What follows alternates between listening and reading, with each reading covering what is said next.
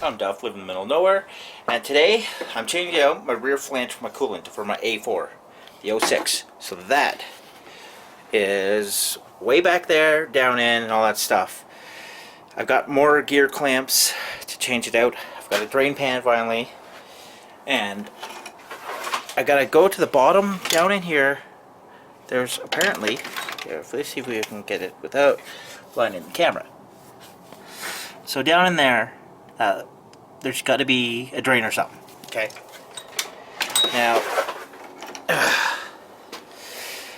I've already got like no cooling because it's leaking so much. But mine is the 3-port, technically, so it goes that way. That's the return. That is to your thermostat sensor, the temperature sensor, and that's to cycle back through. I don't know. There's just only 3 on mine. Don't go find an aftermarket one because it won't be the same, because unless you actually really know.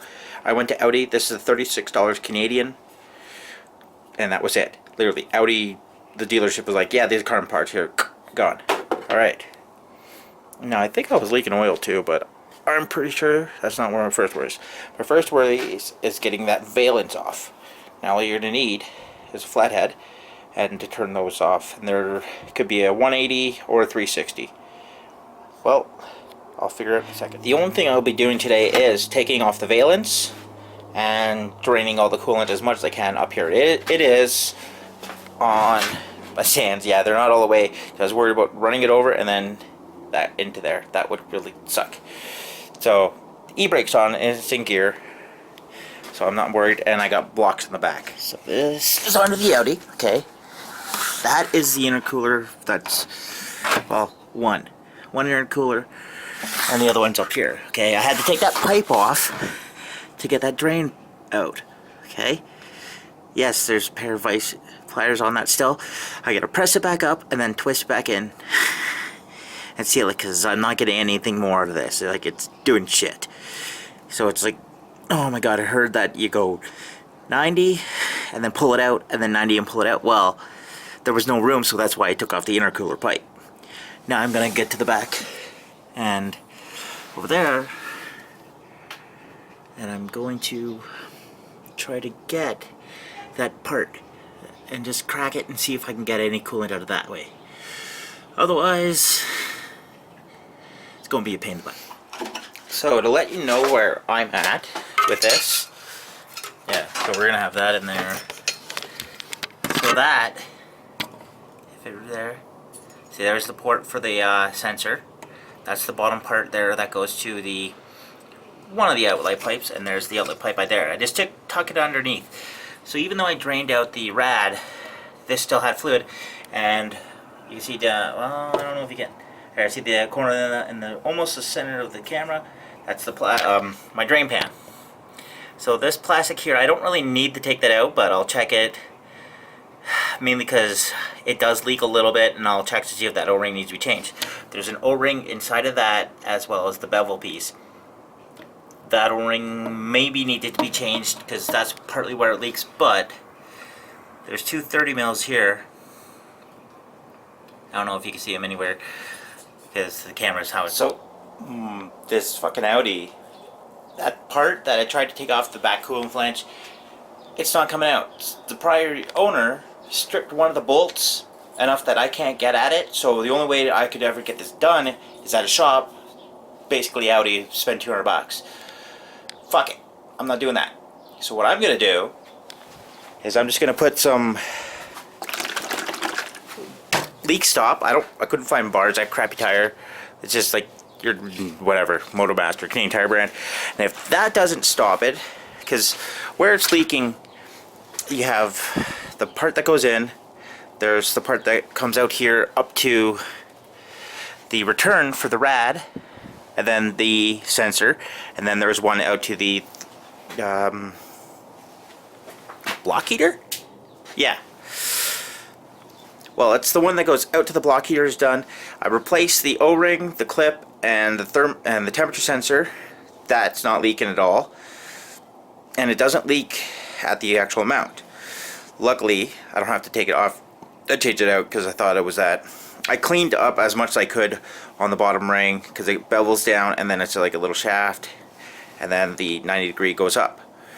Well, it's still leaking on that spot. If I can't get it with that bars things, I'm going to use some gaskets and I'm going to make a little ring underneath that bevel and then I'm going to fucking squeeze it up in it. So first things first would be to check this. And it says only to use half of this because it's a four banger. Nothing fancy. Sorry, there's a car driving by. Alright, so this goes in half. Ew, looks like some nasty white milky shit. That is just nasty.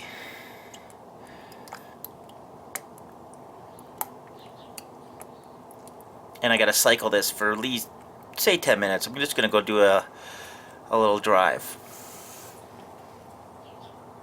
That's a little more than half. So it should really work. Fuck. And if it works, it works. It don't, it don't. And that pretty much did top up because I still have a leak underneath. I still have the coolant tray underneath, which is not so bad. I already changed the oil. Surprisingly, this 2-liter only this takes 4.6 liters. That's a lot for a little 2-banger. That's the same as my 7-liter 429 Ford. That's in the Thunderbird. So start it up and see if it keeps leaking. I'll let it run for 10 minutes. I do have the tray, like I said, underneath. You can't see it. I do have the valence back under, so it'll go on the valence and then back into the tray. That's next step. I still have an exhaust leak, which I'm fine with. And I did put a cold air intake. It still runs the map sensor. Only because it's better flow. The old one was the shitty, dirty Fram. And I don't need it sucking in massive amounts of cold air from here anyways, because it's fucking cold.